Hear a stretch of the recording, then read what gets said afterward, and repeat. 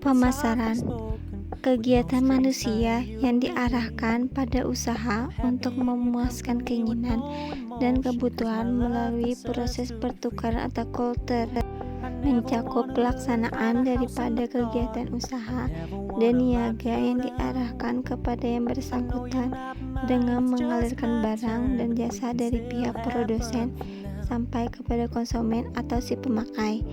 Yang terakhir, ada sistem keseluruhan dari kegiatan usaha yang ditunjukkan untuk merencanakan dan melaksanakan, menentukan harga, mempromosikan dan mendistribusikan barang dan jasa yang dapat memuaskan kebutuhan pembeli yang ada maupun pembeli potensial. Pemasaran agribisnis.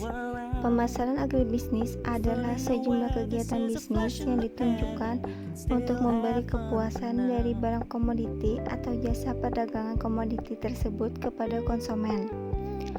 Proses aliran komoditi agribisnis yang disertai perpindahan hak milik dan menciptakan guna waktu dan guna tempat yang dilakukan oleh lembaga-lembaga pemasaran dengan melaksanakan satu atau lebih fungsi-fungsi pemasaran. Mengapa perlu mempelajari pemasaran agribisnis? Yang pertama, setiap manusia selalu akan menjadi konsumen dan setiap saat selalu melakukan transaksi. Yang kedua, terdapat banyak kesempatan karir yang menarik dan menguntungkan di bidang pemasaran agribisnis. Yang ketiga, pemasaran agribisnis hampir selalu mempengaruhi seluruh kehidupan manusia sehari-hari. Yang keempat, dengan memahami sedikit tentang pemasaran akan membantu kita untuk melakukan pekerjaan non-bisnis atau laba secara lebih baik. Yang terakhir, memegang peranan penting dalam pertumbuhan dan pembangunan ekonomi, khususnya pembangunan pertanian atau agribisnis. Konsep inti pemasaran agribisnis ada kebutuhan, keinginan, dan permintaan, ada produk agribisnis, ada nilai biaya kepuasan, ada pertukaran transaksi hubungan, ada pasar, dan yang terakhir ada pemasaran dan pemasar. Ruang lingkup, ada distribusi, pemasaran, tata niaga, dan marketing.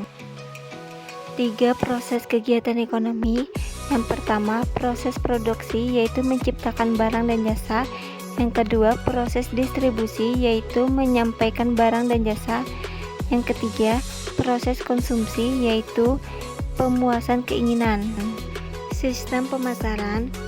Pendekatan sistem dalam pemasaran yaitu kumpulan lembaga yang melakukan tugas pemasaran, barang, jasa, ide, orang, dan faktor lingkungan yang saling memberikan pengaruh dan membentuk serta mempengaruhi hubungan perusahaan dengan pasarnya. Falsafah bisnis pemasaran ada orientasi pada pasar dan konsumen, volume penjualan yang paling menguntungkan, koordinasi, integrasi, dan sinkronisasi seluruh kegiatan tata niaga. Orientasi pada konsumen ada menentukan kebutuhan pokok pembeli, memilih kelompok pembeli tertentu sebagai sasaran penjualan, ada menentukan produk dan program pemasaran, mengadakan riset pemasaran. Yang terakhir, ada menentukan dan melaksanakan strategi yang paling baik, buka kurung, moto, harga, dan modal, tutup kurung. Lingkungan pemasaran, lingkungan dalam atau mikro, kondisi perusahaan dalam merencanakan marketing mix, produk, price, place, dan promotion, pemasok input produksi, perantara, agen dan pedagang. Yang terakhir, konsumen atau pelanggan atau masyarakat. Lingkungan luar atau makro. Yang pertama, kondisi demografi, kondisi perekonomian, faktor sosial dan kebudayaan, faktor politik dan hukum, kondisi teknologi. Yang terakhir ada kondisi persaingan. Analisis lingkungan pemasaran berdasarkan analisis SWOT. Yang pertama ada strike, kekuatan. weakness, kelemahan, opportunity, peluang, threat, ancaman. Perkembangan marketing atau pemasaran dapat dilihat pada tabel di bawah ini sebagai berikut.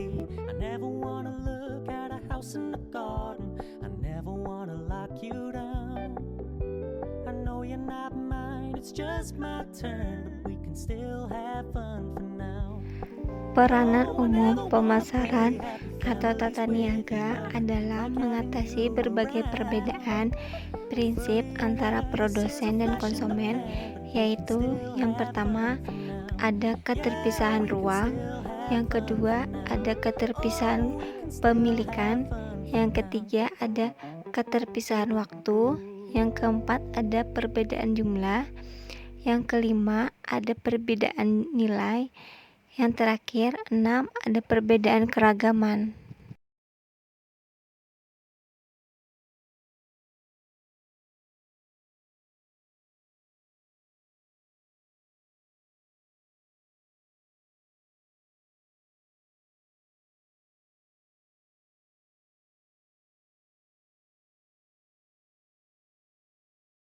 Terima kasih.